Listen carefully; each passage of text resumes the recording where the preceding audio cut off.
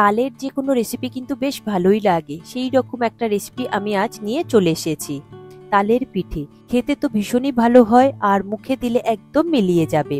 আর এই পিঠেটা রসে ভরা থাকে, সবাই এই পিঠেটা বানাতে পারেন। তবে আমি কিভাবে বানাই তা আজ আপনাদের সাথে শেয়ার করব।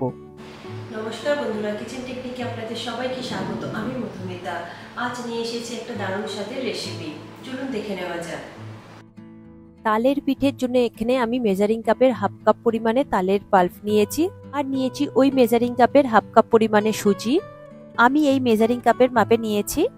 আর নিয়েছি 3 টেবিল চামচ নারকেল কোড়া, নিয়েছি 1 কাপ পরিমাণে উষ্ণ গরম দুধ। এটা আপনারা প্যাকেট দুধও নিতে পারেন কিংবা পাউডার দুধ জলে গুলেও নিতে পারেন।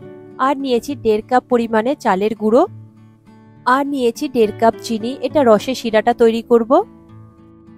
এরপরে সুজিটাকে ভেজে নেব। তার জন্য একটা কড়াই নিয়েছি, কড়াইটা হালকা গরম হলে সুজিটাকে দিয়ে দেব। তবে সুজিটা আপনারা লো ফ্লেমে ভাজবেন, হাই ফ্লেমে ভাজবেন না, এতে করে কালার চেঞ্জ হয়ে যাবে আর সুজির যে সুন্দর ফ্লেভারটা সেটা নষ্ট হয়ে যাবে। তাই লো ফ্লেমে এটাকে 2 মিনিট মতো ভেজে নেবেন, খুব বেশি সময় ধরে ভাজবার দরকার নেই। দেখুন সুজিটা আমার ভাজা হয়ে গিয়েছে। এরপর একটা বোলের মধ্যে এটাকে ঢেলে নেব। এরপর যে উষ্ণ গরম দুধটা ছিল সেই দুধটাই সুজির মধ্যে দিয়ে দেব।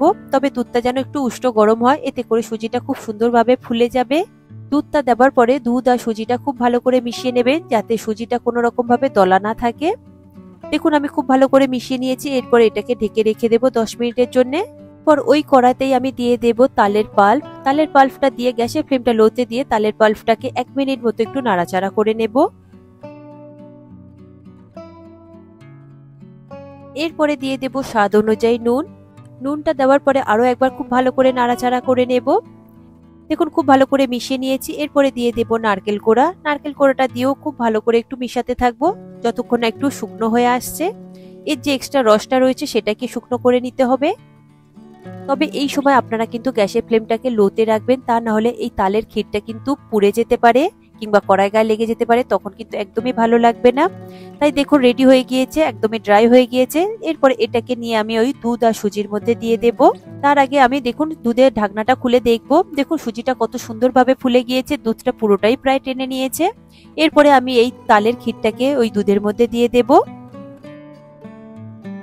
তালের ক্ষীরটাই দেওয়ার পরে খুব ভালো করে তালের ক্ষীরের সাথে দুধ আর সুজিটা খুব ভালো করে মিশিয়ে নিতে হবে, যাতে কোনো রকম ভাবে লাম্পস না থাকে। পিঠেটা একটু নরম করবার জন্য 1 চিমটি বেকিং পাউডার আর 1 চিমটি বেকিং সোডা দিয়ে দেবেন। আমার ভিডিওটা স্কিপ হয়ে গিয়েছিল। আমি স্প্যাচুলার সাহায্যে মিশিয়ে নিচ্ছি, তবে আপনারা চাইলে হ্যান্ড হুইস্কের সাহায্যেও মিশিয়ে নিতে পারেন। দেখুন খুব ভালো করে মিশানো হয়ে গিয়েছে। এরপরে দিয়ে দেব চালের গুঁড়ো। চালের গুঁড়োটা আমি একসাথে সবটা দেব না, অল্প অল্প করেই দেব। দেখুন আমি চালের গুঁড়ো দেওয়ার পরে স্প্যাচুলার সাহায্যে খুব ভালো করে মিশিয়ে নিচ্ছি। দেখুন আমার আরো একটু চালের গুঁড়োর প্রয়োজন রয়েছে, তাই আমি বাকি চালের গুঁড়োটা দিয়ে দিলাম। দিয়ে খুব ভালো করে আরো একবার স্প্যাচুলার সাহায্যে মিশিয়ে নেব। তারপরে আমি এটাকে হাত দিয়ে খুব ভালো করে একটা সফট ডো তৈরি করে নেব।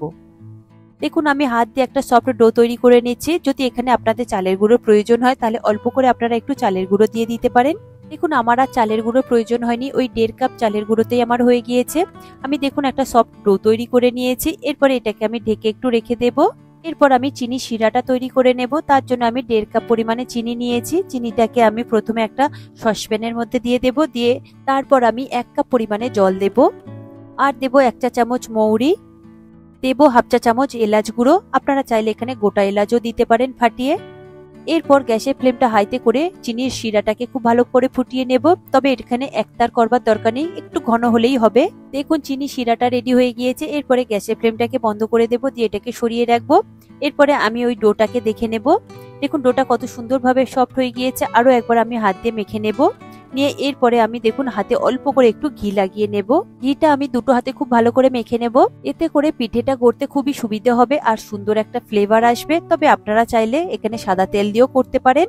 পরে দেখুন আমি ছোট ছোট করে লেচি নিয়ে নিচ্ছি। এই ছোট্ট একটা লেচি নিয়ে প্রথমে গোল করে নেবেন দুটো হাতের চাপে, তারপরে একটু লম্বা করে নেবেন। ঠিক যেমন চুষি পিঠে হয় ঠিক তার থেকে একটু বড় সাইজের আর একটু মোটা হবে।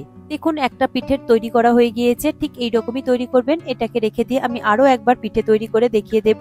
আবারও হাতে অল্প করে একটু লেচি নেবেন, নিয়ে প্রথমে একটু গোল করে নেবেন, তারপর একটু লম্বা করে নেবেন। আপনারা যেমন চুষি পিঠে তৈরি করেন ঠিক তেমন ভাবেই তৈরি করে নেবেন। দেখুন আমার তৈরি করা হয়ে গিয়েছে। আমি বাকিগুলো একই রকম ভাবে তৈরি করে নিয়ে ফিরে আসছি। সব পিঠে আমার রেডি করা হয়ে গিয়েছে। এরপরে আমি একটা কড়াইতে তেল নিয়েছি পরিমাণ মতো, যেহেতু এটা ডুবো তেলে ভাজা হবে তাই আপনারা ঠিক পরিমাণ মতো তেল নেবেন। তেলটা মিডিয়াম ফ্লেমে গরম হয়ে গেলে তারপরে আমি ওই পিঠেগুলোকে দিয়ে দেব। তবে পিঠেগুলো দিয়ে তেলটাকে আপনারা মিডিয়াম ফ্লেমে রাখবেন, হাইতে দেবেন না, তাহলে খুব তাড়াতাড়ি লাল হয়ে যাবে, এতে করে দেখতে আর খেতে একদমই ভালো লাগবে না। দেখুন মিডিয়াম ফ্লেমে দেওয়ার পরে হালকা হাতে আমি একটু নেড়ে চেড়ে দেবো, এতে করে সব দিকটা যাতে খুব ভালোভাবে ভাজা ভাজা হয়ে যায়। তবে পিঠেগুলো খুব বেশি কালার চেঞ্জ করবেন না, জাস্ট হালকা কালার একটা আসবে সেই রকমই করবেন, খুব বেশি লাল না হয়ে যায়, হালকা লাল হয়, ঠিক সেই রকম অবস্থাতেই আপনারা তুলে নেবেন। দেখুন আমার প্রথম ব্যাচের ভাজা হয়ে গিয়েছে, আমি ঝাঁঝরির সাহায্যে এটাকে তেল থেকে তুলে নিয়ে একটা প্লেটের মধ্যে রেখে দিলাম। আমি আরো একবার ভেজে দেখিয়ে দেব। দেখুন আমি তেলটা গরম রয়েছে মিডিয়াম ফ্লেমে, আমি আবারও কিছুটা বেশ পরিমাণে পিঠে দিয়ে দিলাম, দিয়ে একটু হালকাভাবে নাড়াচাড়া করতে থাকলাম যাতে সব দিকটা সমানভাবে ভাজা হয়। দেখুন এখানে 1.5 থেকে 2 মিনিট মতো ভাজবেন, এর থেকে বেশি সময় ধরে কিন্তু ভাজবেন না, তাহলে পিঠেগুলো কিন্তু শক্ত হয়ে যাবে। দেখুন পিঠেগুলো আমার ভাজা হয়ে গিয়েছে, আমি তেল থেকে তুলে নিয়ে একটা প্লেটের মধ্যে এটাকে রেখে দিয়েছি। পরে এই পিঠেগুলো গরম অবস্থাতেই ওই গরম চিনি শিরার মধ্যে আপনারা দিয়ে দেবেন। চিনি শিরার মধ্যে দিয়ে চিনি শিরার সাথে খুব ভালো করে একটু মিশিয়ে নেবেন, নিয়ে এরপরে এটাকে ঢেকে দেবেন, দিয়ে 10 মিনিটের জন্য মোটামুটি রেখে দেবেন, এতে করে চিনি শিরাটা খুব সুন্দরভাবে টেনে নেবে। এখন 10 মিনিট পরে আমি ঢাকা খুলে দেখছি কত সুন্দরভাবে রসটা টেনে নিয়েছে আর কত সুন্দরভাবে ফুলে উঠেছে। দেখুন রসের শিরাটা কিন্তু এখনো গরম রয়েছে। এরপরে রস থেকে আমি তুলে নিয়ে একটা প্লেটের মধ্যে সার্ভ করে দেব। দেখুন রেডি হয়ে গেল আজকের আমার তালের পিঠে। একদম রসে ভরা হয়েছে, ভীষণই সফট হয়েছে, আর মুখে দিলে তো একদমই মিলিয়ে যাবে। তবে এগুলো খেতে বেশ ভালো লাগে, এইভাবে একবার বানিয়ে দেখবেন, খেতে তো ভীষণই ভালো হয় আর বানানো খুবই সহজ, আর কয়েকটা উপকরণ দিয়ে এটা তৈরি করে নেওয়া যায়। এছাড়া তালের আরো অনেক রেসিপি আমার চ্যানেলে দেওয়া রয়েছে, প্রয়োজন হলে আপনারা গিয়ে দেখে নিতে পারেন। তালের পিঠেটা কিন্তু ভীষণই নরম হয়েছে, তবে আমার হাতে ব্যথার কারণে আমি একটু চেপে দেখাতে পারছি না। আশা করি আমার আজকের এই রেসিপি আপনাদের ভালো লাগলো। ভালো লাগলে এইভাবে একবার অবশ্যই বানিয়ে দেখবেন, আমার মনে হয় আপনাদের সকলেরই ভীষণ ভালো লাগবে। ভালো লাগলে কমেন্ট করে অবশ্যই জানাবেন, আর সাথে লাইক শেয়ার করবার অনুরোধ রইল, আর চ্যানেলটি সাবস্ক্রাইব করে নেবার অনুরোধ রইল। আজ তাহলে এই পর্যন্ত, আবার অন্য কোনো দিন হাজির হয়ে যাব অন্য কোনো রেসিপির সাথে। সবাই ভালো থাকবেন, সুস্থ থাকবেন, আর ভিডিওটি পুরো দেখার জন্য অসংখ্য ধন্যবাদ।